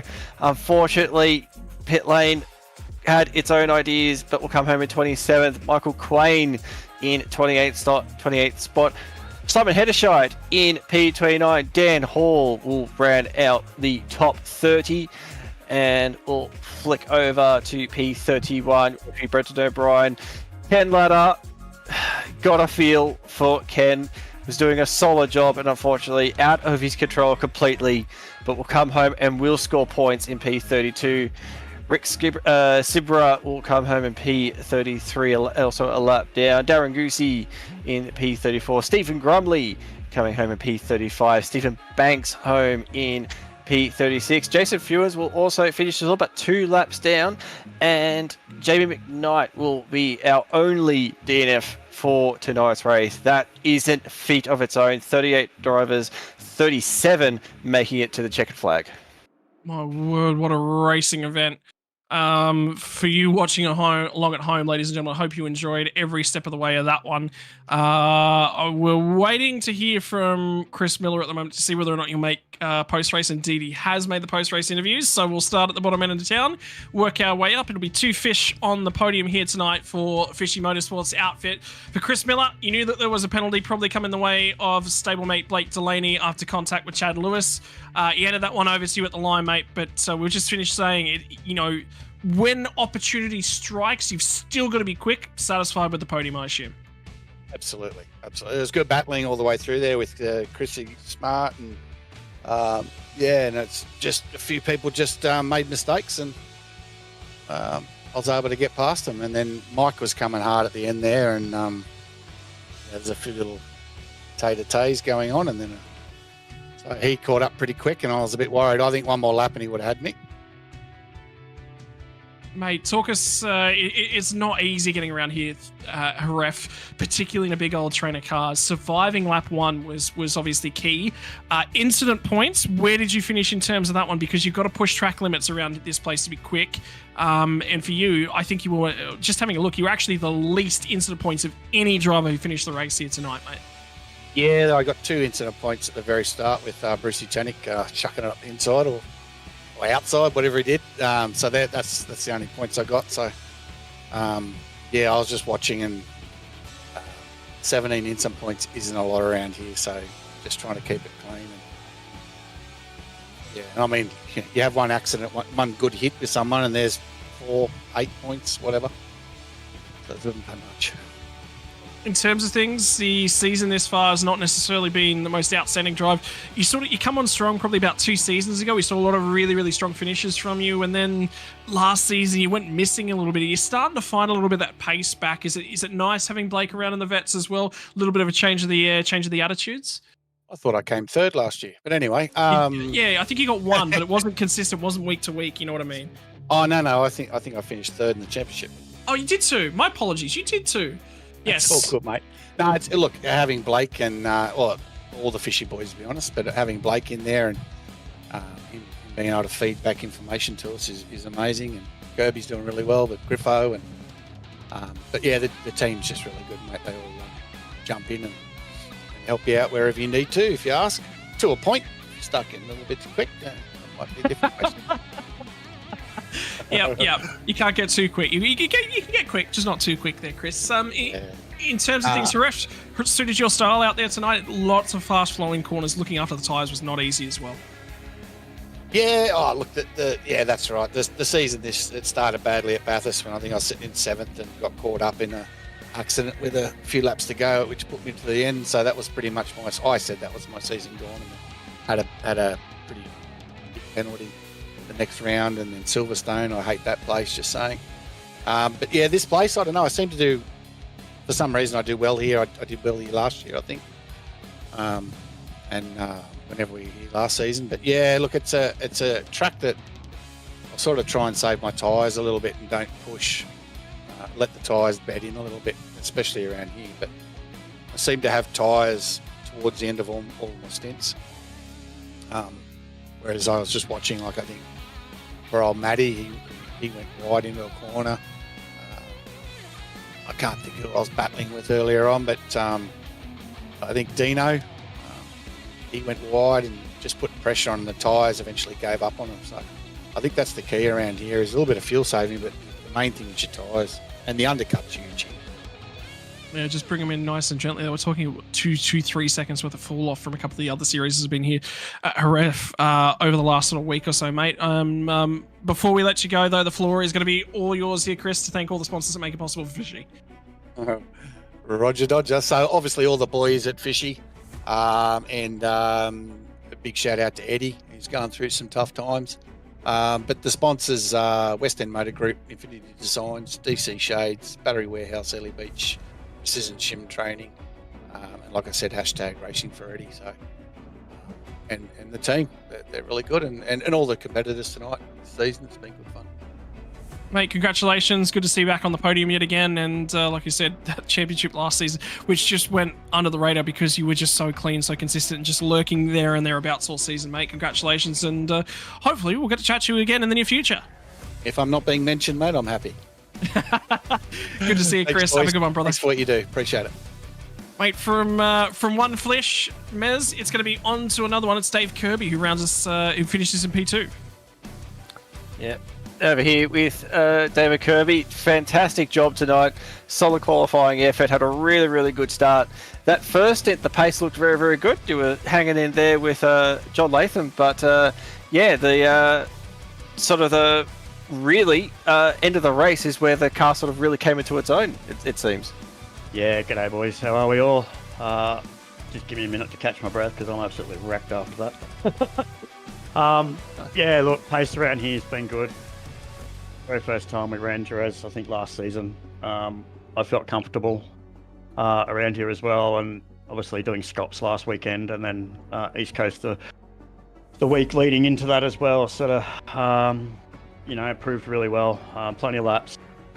No laps on the vet setup until tonight, so sort of came in a bit of a unknown at the beginning of the night, but yeah, was able to put a good qualifying together, which, I'll be the first to admit, it's probably my biggest downfall is qualifying with only those 2 laps. So the pressure's on, but yeah, I was able to get a good start, keep it clean and get through 3 wide there at turn 1, or what felt like 3 wide. I did see Darren make a lunge up the left-hand side, but we all got through cleanly and just head down from there, and yeah, I'm stoked. No, it was a solid effort. We were sort of the first stint, the second stint, the pace sort of started off well, but you sort of seemed to drop off a bit. But yeah, in that third stint, you definitely sort of said like the car came around. You seemed to hold your pace a lot better with John, and especially towards the end, the car just seemed really, really switched on. You were all over the back of him. Is it sort of just getting? You said you only just sort of jumped in that setup prior to the race. Was it probably just the first 2 stints getting used to the car, and then the third stint you just sort of finally started to gel with it? No, it was sort of just about trying to pinpoint where John had his weaknesses and stuff like that. So I could see that he was weak through the last sector, through the double right hand sweepers there. So it's basically just trying to put the pressure on, hopefully force a mistake, and credit to him, he didn't make one, which was really good on his part. Unlucky for myself, but if I could force a mistake somewhere and then capitalise on it and just be there or thereabouts, and as I say, you got to be in the right spot at the right time, and he drove exceptionally well, and just didn't open the door enough for me. Kind of did sort of that last lap going into the last corner, but defended that last corner beautifully, and made me go around the outside, which really, unless he lit the rears up, I wasn't going to get there. But really happy with the way tonight's gone. Yeah. And that sort of that swap of position where John got in front, that sort of really occurred in that pit stop. Was it just sort of rough calculations? Was it probably just a little bit too much fuel in that stop, or is it just maybe just the way it sort of panned out with the way the different stints that you guys were on at the time? Look, when the car dropped, I kind of lit the rears up a little bit, which didn't help, which I think maybe probably gave him that little bit of an edge, getting out of the lane, and then released the pit limiter and again lit the rears up, so he got the jump on me there. But yeah, I probably could have saved a little bit in that second stint, but for me, I did think about it numerous times, but I just felt he was a little bit too close to start saving, and I didn't really want to open the door and make a mistake myself. So all in all, great race, great finish. Really gutted for Kenny having that dropout mid-race. Look, credit to him, he had the pace over everybody tonight. So unlucky to Ken. Well done to John, and of course Chris in third as well. Obviously, good race tonight. You keen to see Jerez back for next season if it comes back? Oh, look, 100%. It's a great track to race on. It is hard to pass. You've got to look after your tyres, you look after your fuel.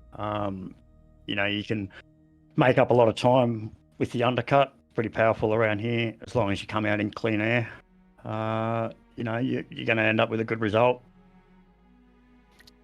Awesome stuff. And before we let you go, who do you want to thank for getting the job done tonight? First and foremost, I'd just like to thank all the boys at Fishy Motorsports. Michael Angus was on the stream chat tonight. Just sort of keep me calm through there as well. So thank you, mate. West End Motor Group, Infinity Designs, DC Shades, Battery Warehouse, Airlie Beach, and Precision Sim Training. And I'd also just like to, if I could, just dedicate this podium to my good mate Eddie. Sorry. He's doing it real tough at the moment. Unfortunately, he's been diagnosed with stage 4 cancer, so a very good close friend of mine. Does all my PC builds and everything like that. I know he's watching. Mate, I'll get down the coast very soon to see you. Stay strong, mate, and keep on fighting. This one's for you. Yep. Thoughts are with him as well, and thank you very much for that, David. And good job tonight.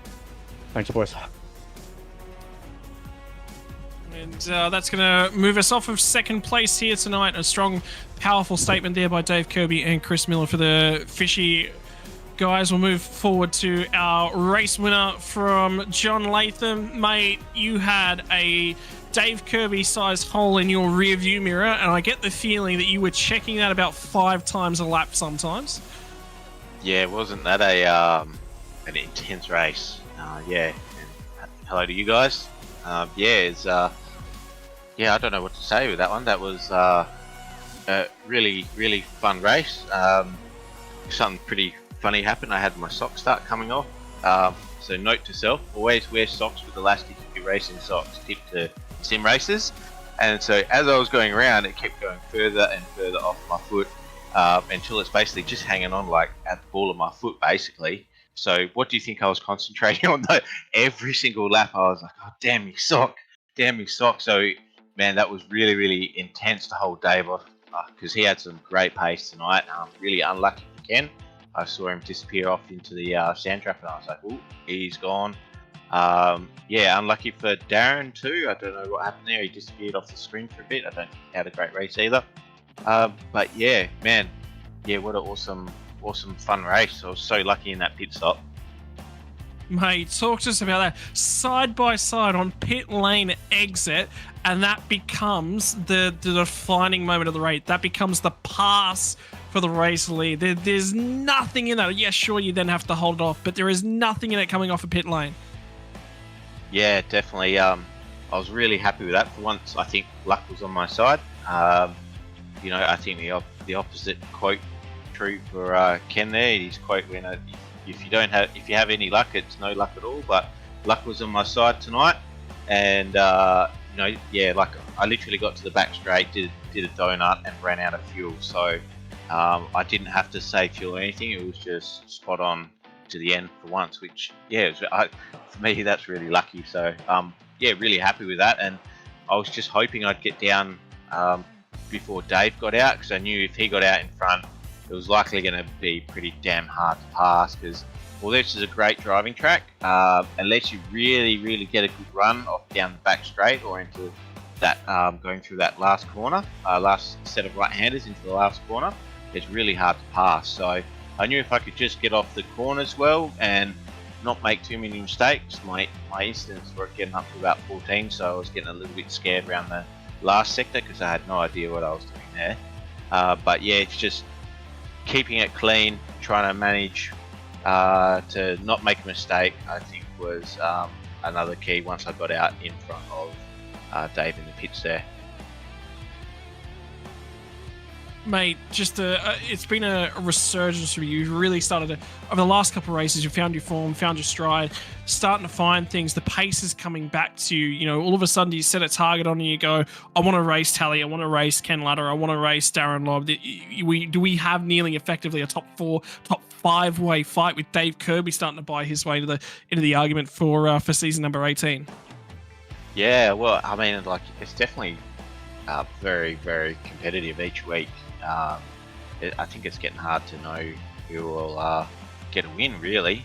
I think, different people have different amounts of time to stick in for practice as well. Obviously, with real life commitments, other serious commitments, etc., you can find yourself kind of maybe not doing as many laps as you probably should. But sometimes you can also just rock up and have a blast, which is pretty much what I did tonight. Like, I haven't turned my computer on since last Thursday, so I turned it on, did practice, and went out and had an absolute blast of a race.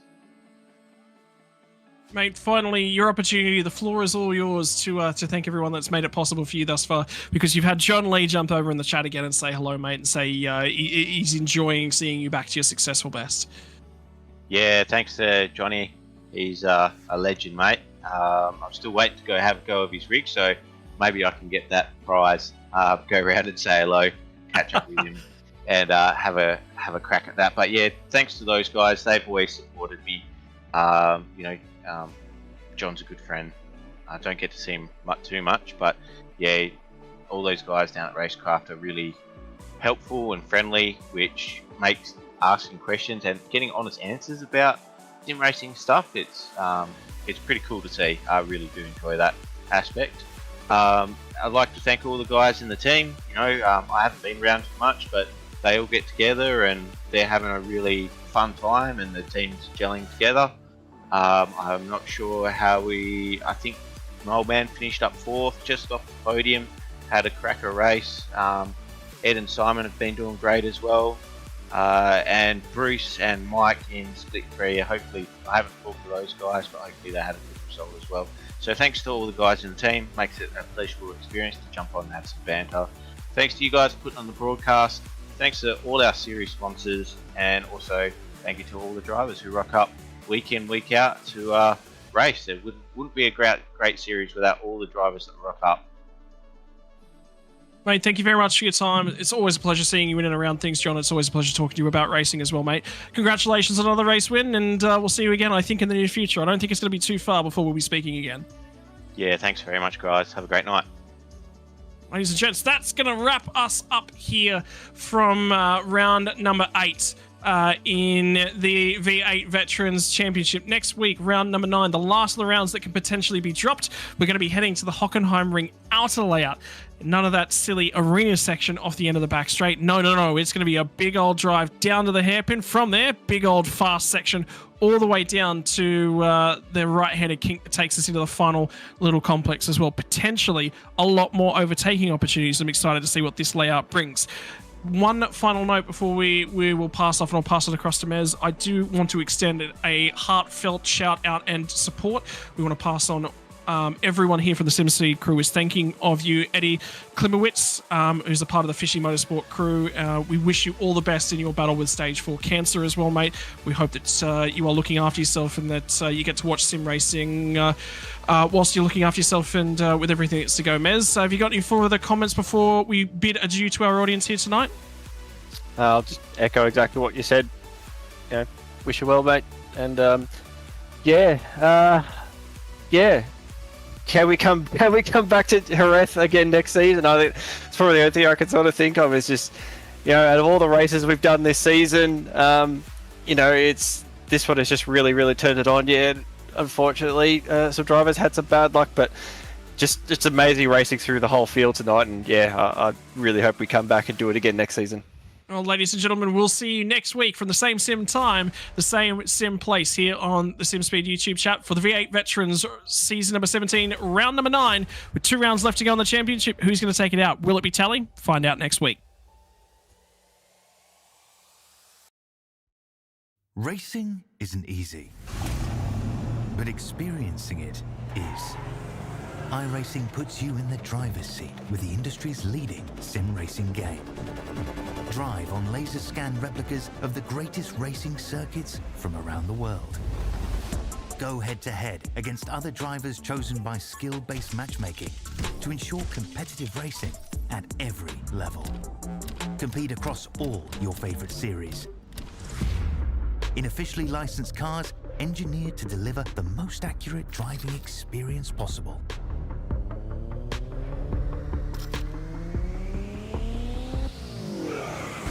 Join a race or host your own with players from across the globe. Race against the computer or in a league with friends.